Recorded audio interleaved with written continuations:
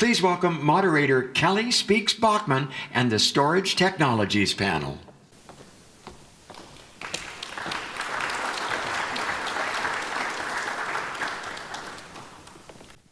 So good afternoon, everyone. This is incredible pleasure to be here, and thank you so much for the organizers for inviting us all to be here, and thank you for this opportunity.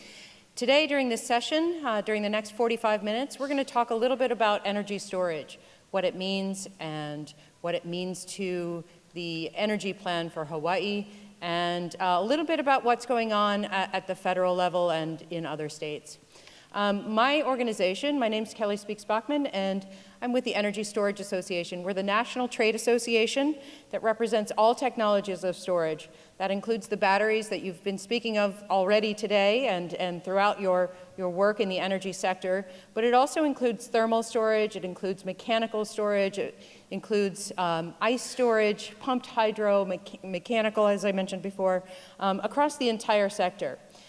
The National Trade Association, called Energy Storage Association, or ESA, is about 150 members of the small startup level all the way to Fortune 50 companies such as Ingersoll Rand and Johnson Controls. Our basic principles, just to give you a little bit of an introduction of who we are and why we exist. We are the trade association that's going to support storage of all technologies. Number one, because energy storage, we believe, is a central catalyst to a more reliable and resilient, efficient, sustainable, and affordable grid. Number two, we think that open and fair competition among all market participants is important, including third-party suppliers, and that includes equal access to data and to interconnection. And number three, our third main priority and principle is that we believe that the full value that's provided by energy storage already to the grid should be recognized in markets and regulatory constructs. And so today we're going to be talking to three experts that have had quite a bit of experience in this area, and they're going to be talking about their experiences here in Hawaii and some of the public-private partnerships that have been ongoing, and also a little bit about what it means to fulfill the 100% renewable energy and how storage plays a part of that. So that's a little bit of an introduction of myself and the panel, and I thank you again for having us. And I'll turn it over to our panelists to give a bit of a 5-minute introduction of themselves and their organization, and then we'll go straight to question and answer, and then we'll also have an opportunity to speak to, it's right here, Mark. Oh, you got it. And we'll have a little bit of opportunity for you all to be giving your questions to us, and we'll try to get those answered. So with that, I'll turn it over to Mark Stout. Thank you, Kelly. So I'm Mark Stout. I'm VP of Project Development for Amber Kinetics, and we are the world's first manufacturer of a multi-hour duration flywheel for energy storage. So we're mechanical battery, modular storage, just like chemical batteries. And I'm going to like to talk a little bit about our flywheel pilot project with HECO, which we just had a blessing or ribbon cutting on Monday. Okay, so why is energy storage important for Hawaii? Hawaii is moving towards 100% renewables as part of its RPS commitment. And as you increase the percentage of renewables on the grid, this is actually a scenario from the HECO family's power supply improvement plan, showing 100% renewable, the daytime, the generation and load of electricity, and showing what can be balanced and the imbalance. And you see that big red hump in the middle of the day. That's pretty much you could think of as solar overgeneration, and that needs to be, right now without storage, that would need to be curtailed to keep the grid stable. So during the day, we'd be turning off solar generators in order to balance generation and load. This is our first product. It's an 8 kilowatt, 32 kilowatt hour flywheel called the M32. It's a second generation flywheel for Amber Kinetics. And The picture on the left is of our M32 pilot being installed at HECO's Campbell Industrial Park generating station. And this was a project that was supported by the Elemental Accelerator. So it's our EEX project, and we are really very excited to have support from both HECO and EEX. Now, this is our third generation flywheel, and we've just made the first prototype of this. It's a 40 kilowatt, 100 kilowatt hour. That's the first unit that we've made. And we haven't even painted it, so I've just got a rendering of that. But it's 3 times the capacity of our second generation flywheel. And this is the one that has superior economics and can compete directly with lithium-ion batteries. Here it's shown in a rendering of a 30 megawatt, 120 megawatt hour storage plant, and that's roughly 5 acres. Look forward to the discussion.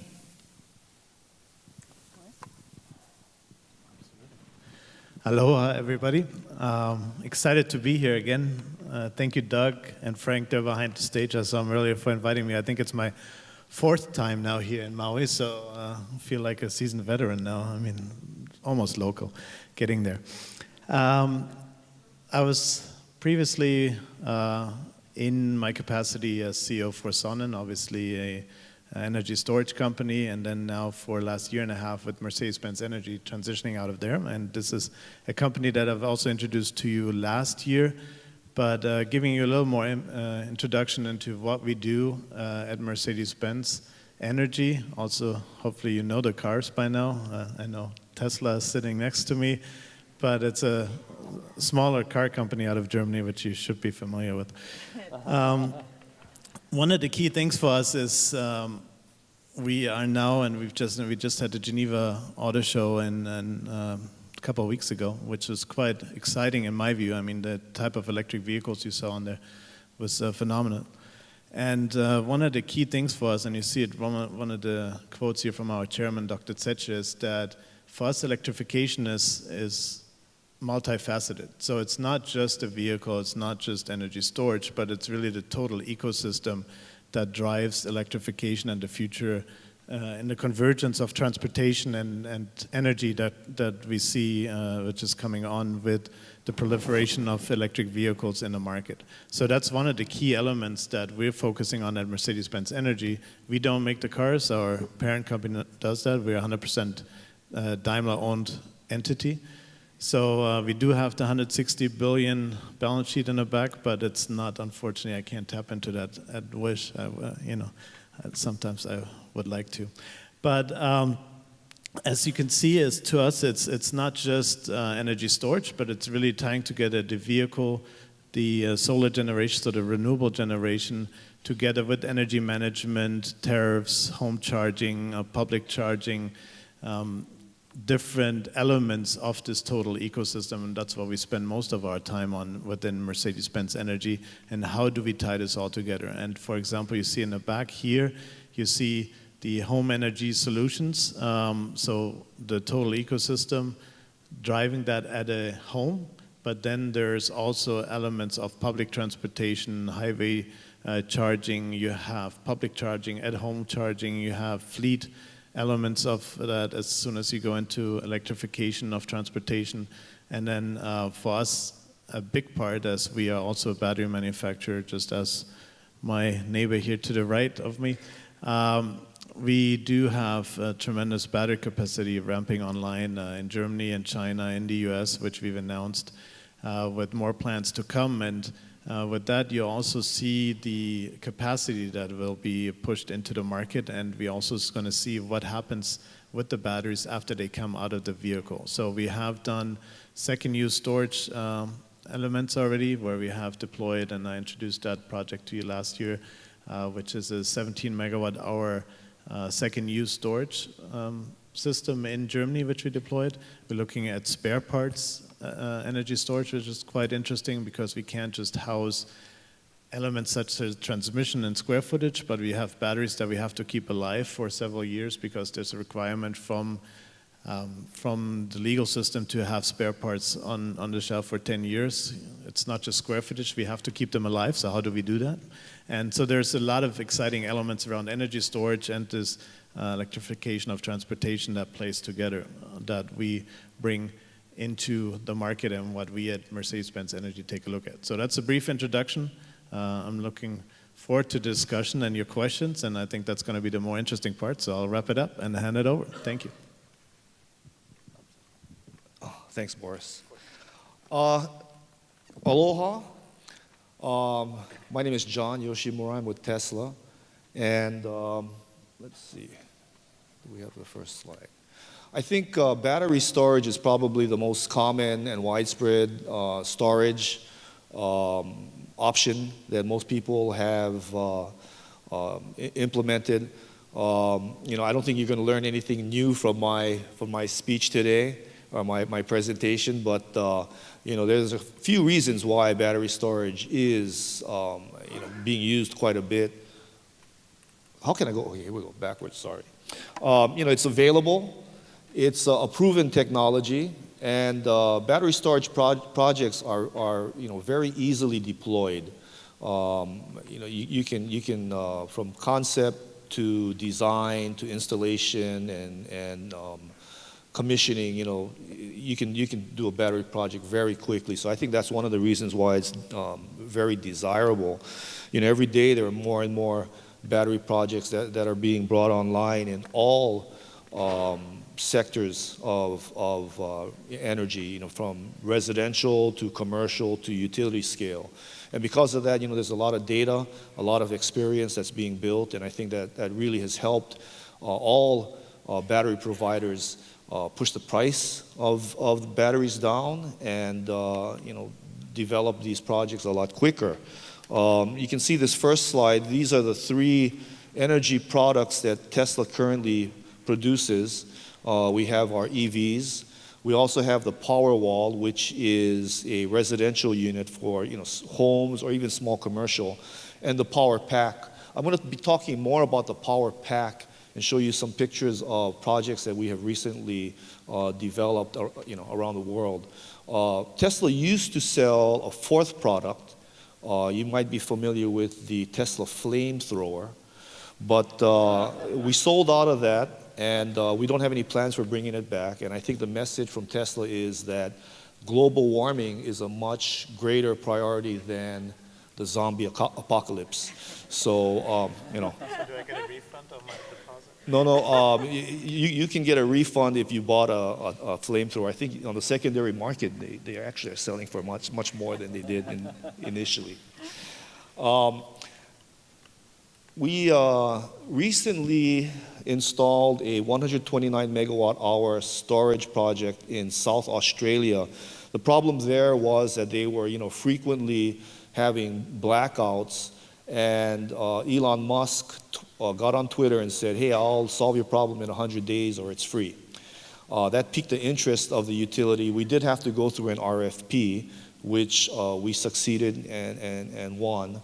And we were able to build and commission the project in less than 100 days. And, it's already, kind of exceeded everyone's expectations. Not only has it provided energy storage, but, it's also been very helpful in improving the power quality and providing emergency backup, as all of these battery projects do. But there was another thing that was totally unexpected about this wind farm. It's enabled Tesla to play the energy markets and actually make a profit on the sale of energy from the batteries at key times. So that was something that I don't think we had necessarily developed the project to do, but it's been very effective in providing that as well. We already talked a lot about KIUC and their success there in developing solar and solar plus storage.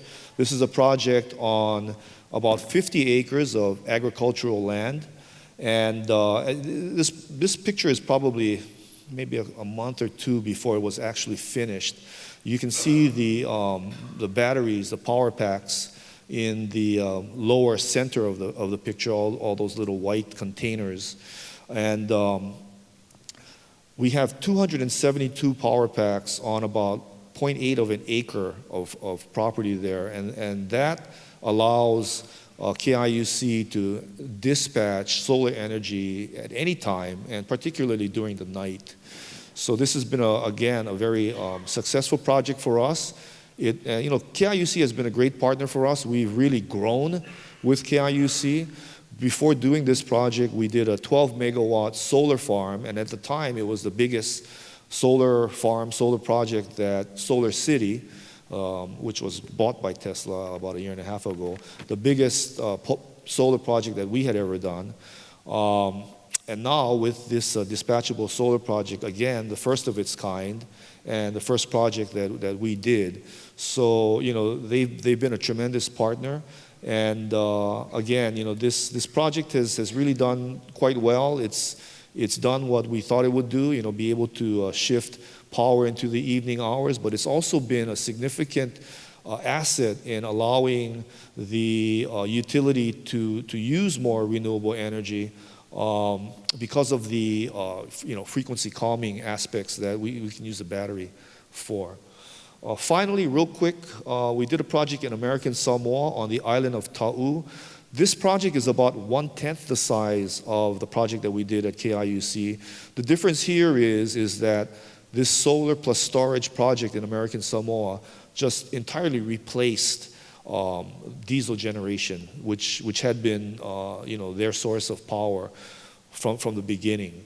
On this island, small island, populated about 800 people, they burn 300 gallons. They used to burn 300 gallons of diesel a day, up to 110,000 gallons of diesel every year.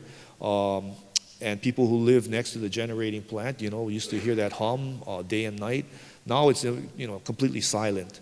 And the diesel generators, instead of being the primary power source, are used, on occasions as backup when perhaps there's not enough sun for a period of days. This battery was sort of oversized as compared to the solar field. That's because we wanted it to be available to provide 3 days of electricity with no sun. Well, not no sun, but very cloudy, rainy days. So we oversized that a little bit. And it's a perfect example of what you can do in small island communities. It's also a good example of an existing microgrid that runs entirely on solar and storage. Thank you. Thanks, John.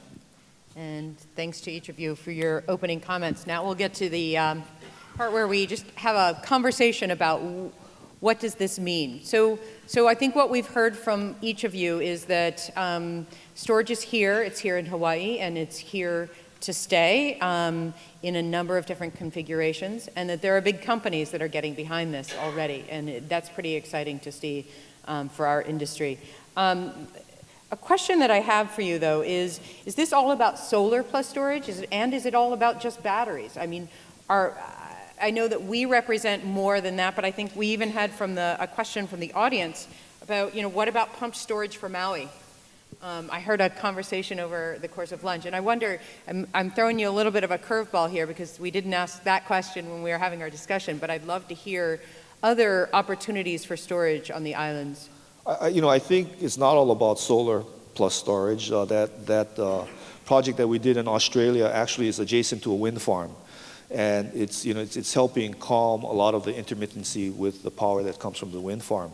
I think pumped storage is a fantastic concept. I think on Kauai they already have plans to do a pumped storage project. I think the issue with pumped storage is that it takes a while to develop, I think that if you have time, it's great to find a resource and try to do some conceptual studies and see if you have the resources to do pump storage, because I do think that price-wise, pump storage is very hard to beat.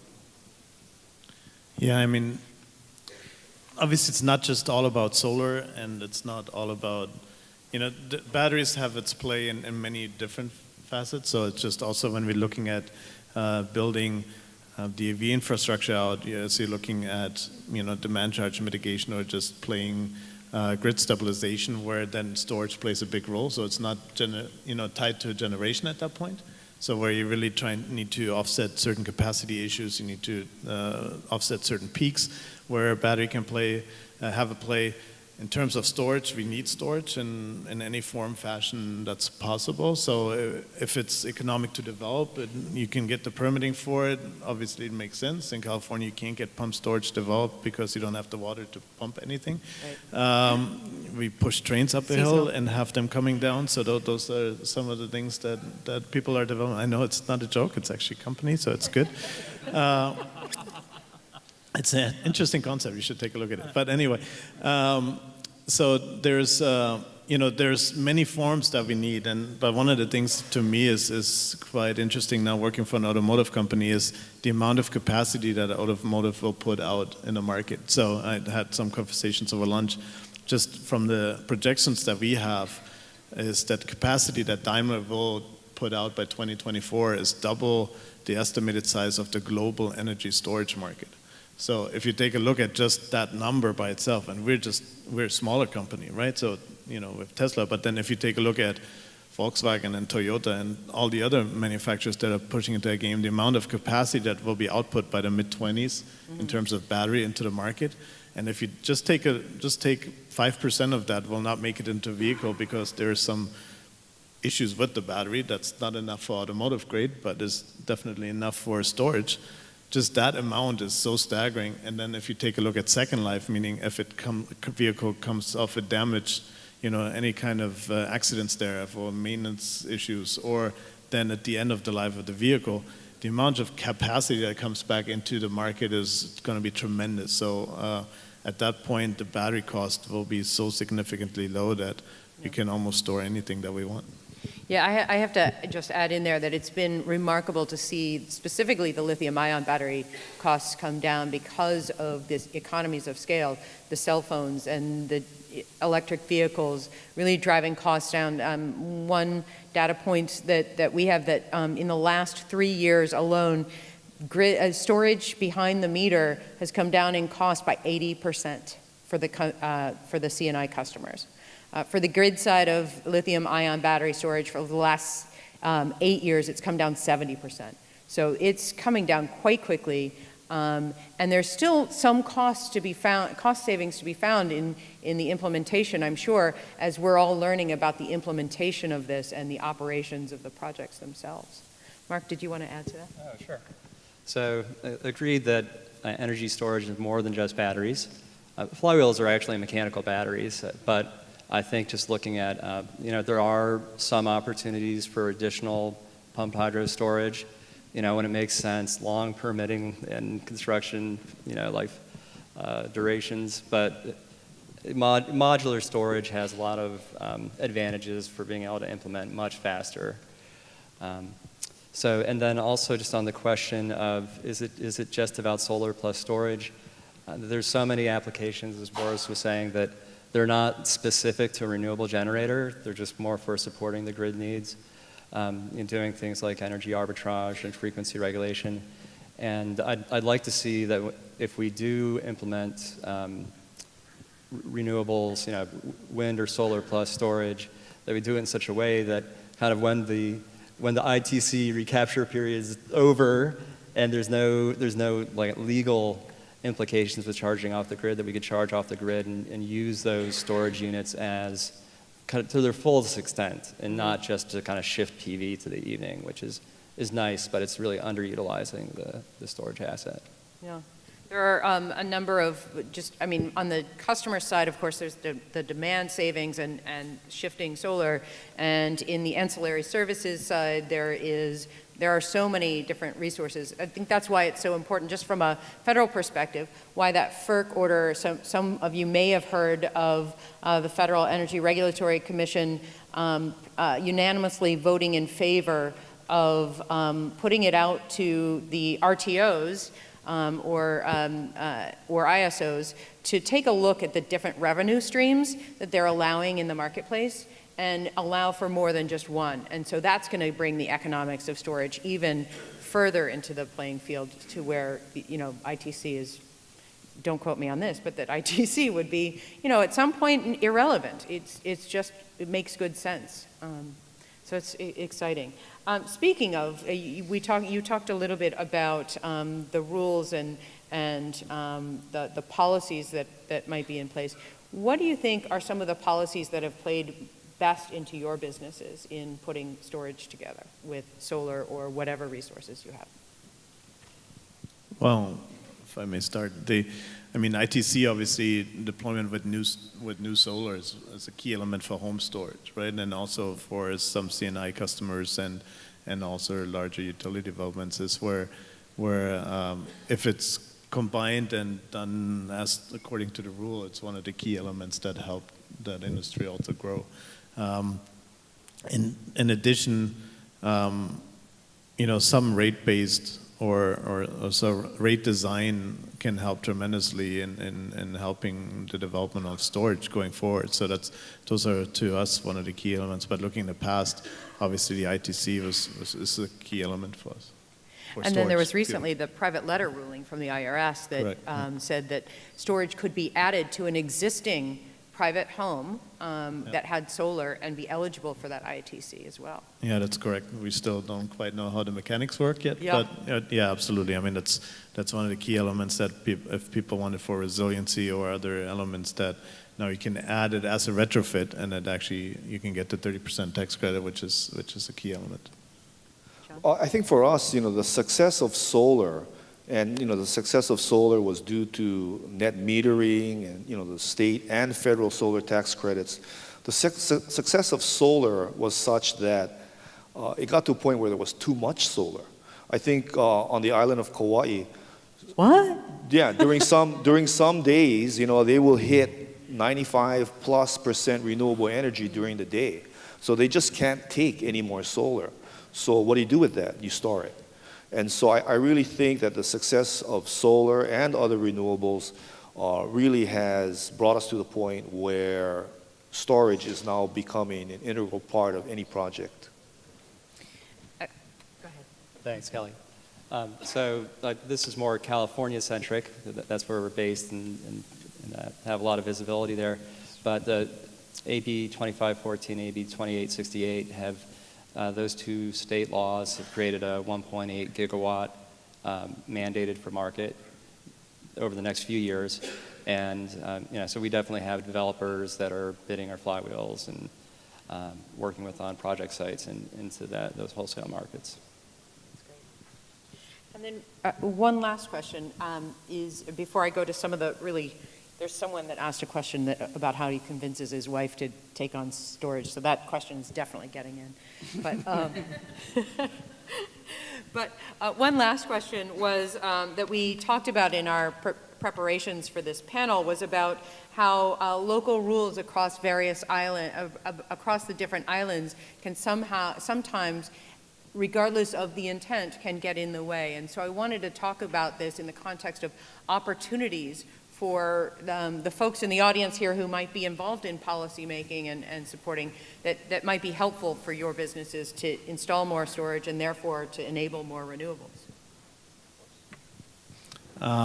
Of course, I mean, it's one of the key things, and I've been preaching about that, I think, for the last 5 years, and no matter, it's not necessarily dependent just on the islands, right? It's, if you have clear guidelines, clear set of rules, clear set of incentives, clear set of parameters on how and under what circumstances you can install solar storage, any of these new technologies, it'll make it much easier. I mean, you go across the country or the world, and the amount of variances of regulations and rule sets that you have to adhere to deploy any of this technology is mind-boggling. So, I mean, that's why probably all of us, I mean, I know Tesla does, we do, you probably as well, have a set of regulations people on our teams that just do nothing else but just look at these types of regulations on how can we deploy this stuff. And the more reliable set of framework we have as companies that we can base our investments on,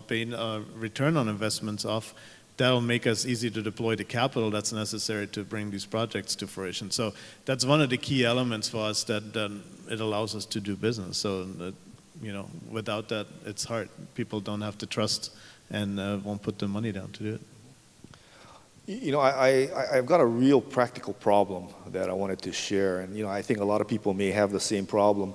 When we first started installing solar panels in Hawaii, like 5, 6, 7 years ago, we had a big pushback from the building departments and the permitting departments because they thought these things were going to spontaneously catch on fire, and all of a sudden we'd have fires across all of the state of Hawaii for people who had solar panels on their homes. Of course, this is obviously not the fact, but for quite a while, we would go and take a building permit to install solar rooftop on someone's home, and it'd take a long, long time because they wanted to make sure that this thing was ultra safe.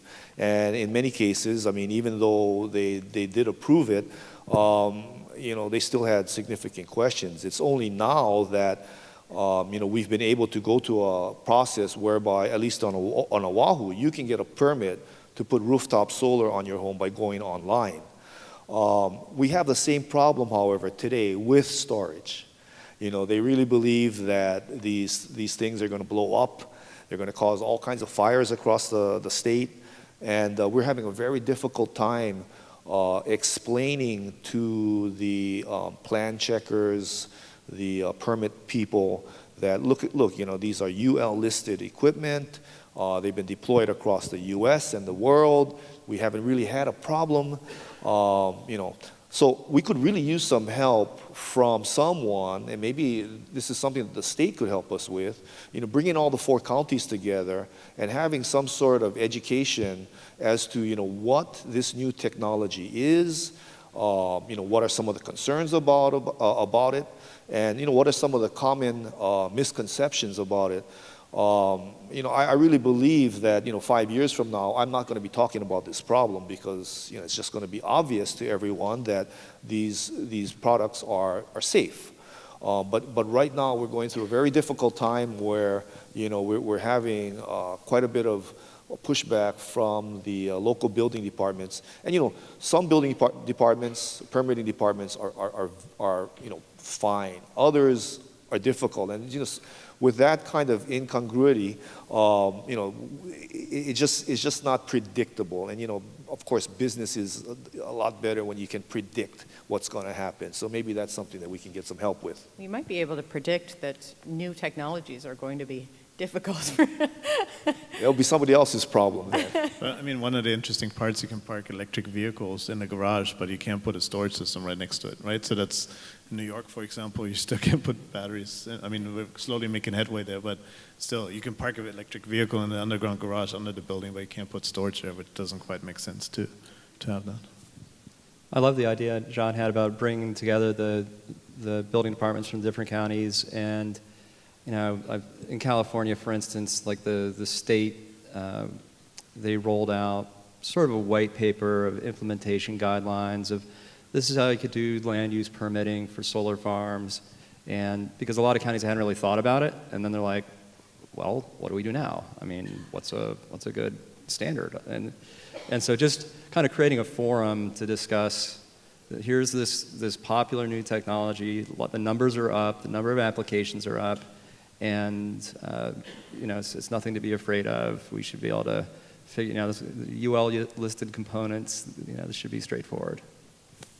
Sounds like a terrific action item for someone here locally to be bringing a convening together to work through these issues, especially someone who's been familiar with the process that you all went through on the solar side because it's so widely accepted now. If you only had a storage association, someone could take out the task. If only.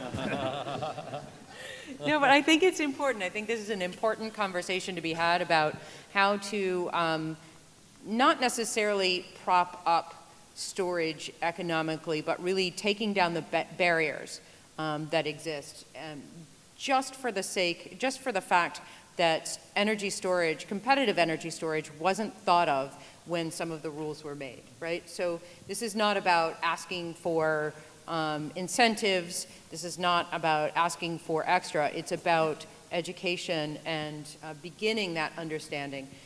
Can I put in one? Yeah. I just want to put in a plug for Distributed Energy Resources Council. They've done a lot of work over the last several years on expanding the renewable energy investment tax credit for the state of Hawaii.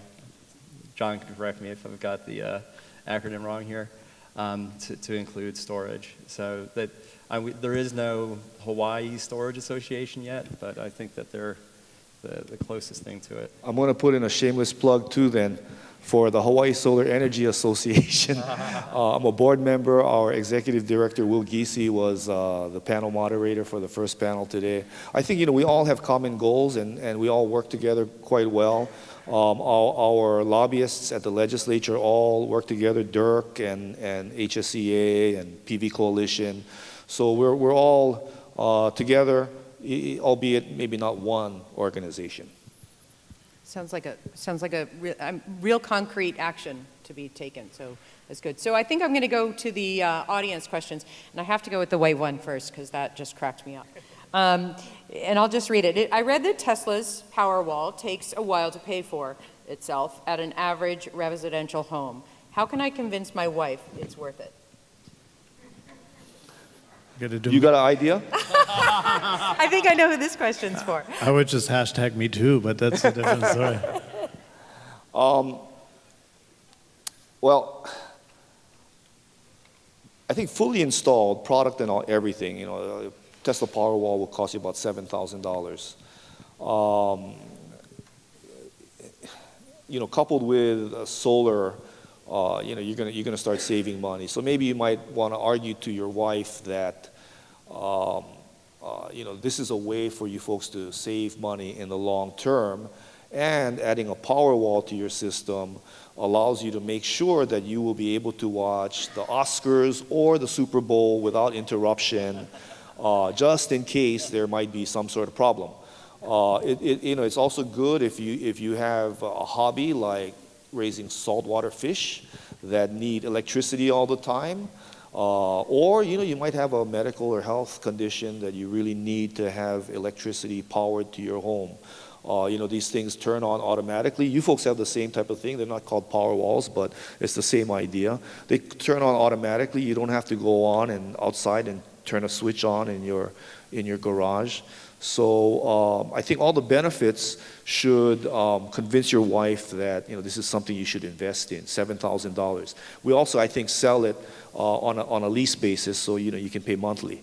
The other thing is that Tesla's Powerwall is a very beautiful thing. So once you put it in your garage, all your neighbors are going to want to come by and see it. Okay. Commercial break. I think we got to work on a sales pitch a little better. I'm not a salesperson, so I know. No, I mean, one of the key things, right, if you look at store, and it's one of the things I always say, hey, if you have invested in an alarm system, you either have a 0% return on investment or 100% return on investment, right?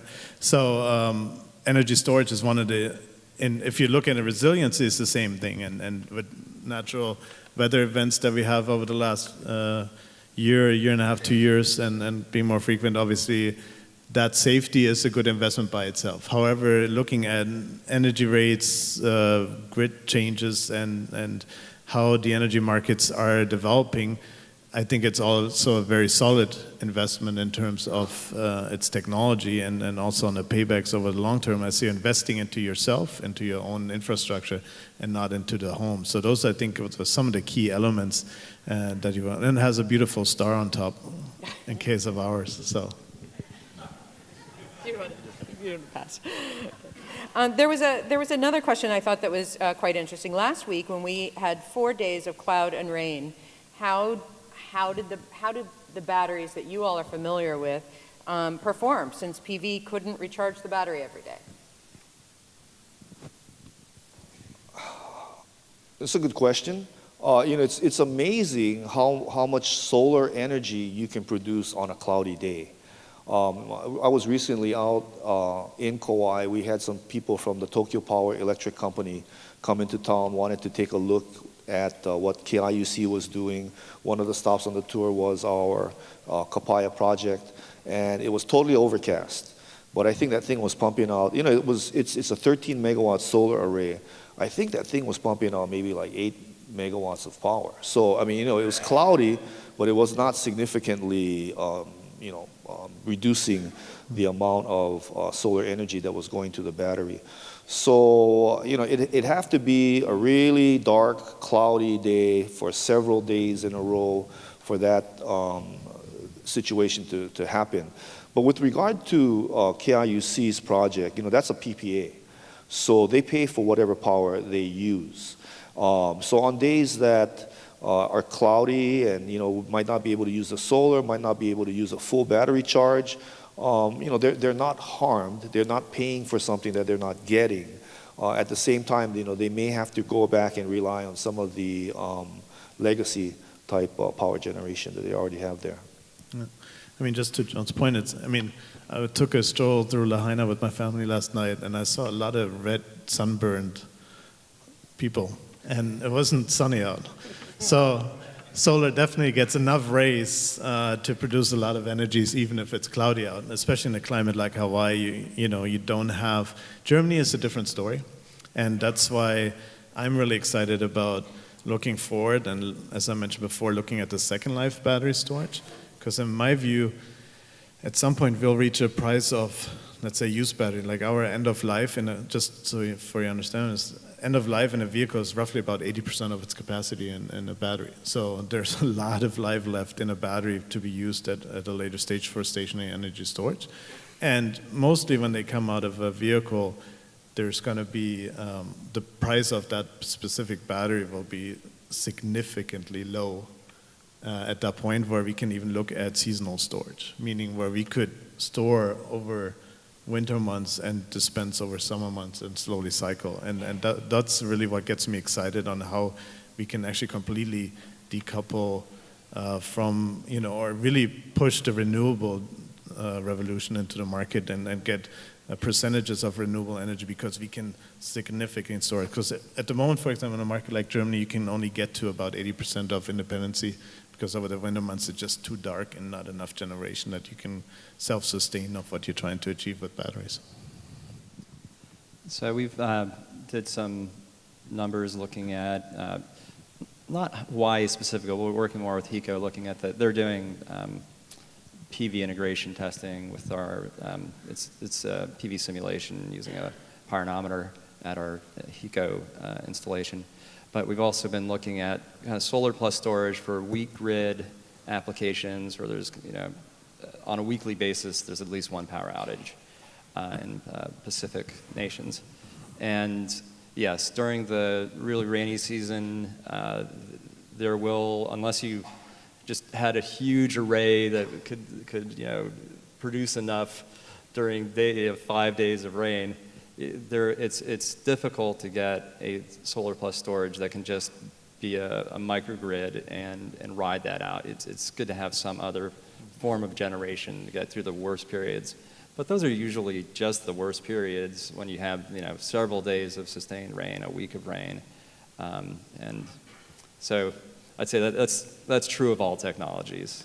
Yeah, you know, real quick on American Samoa, the project that I showed the slide on, that's a microgrid. We, you know, oversized the battery so that we could go 3 days without, you know, having significant sun. But then again, now the backup is the diesel generation. So we kind of like flipped the switch on that one, and you know, it's a much more sustainable activity out there now. Yeah. And again, just, you know, we're not just looking at one form of generation too, right? So yes, with solar, obviously you might have the sun issues. The wind could still be blowing, and there's also many other forms of generation that play a part in that.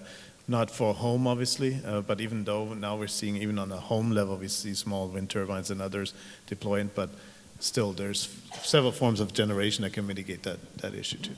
And with multiple days of rain, there might be something like pumped storage, hydro storage, that might be of interest and interesting level. I think the important... Or you leave your home where it's sunny, so that way you don't really need to worry about it because it's raining.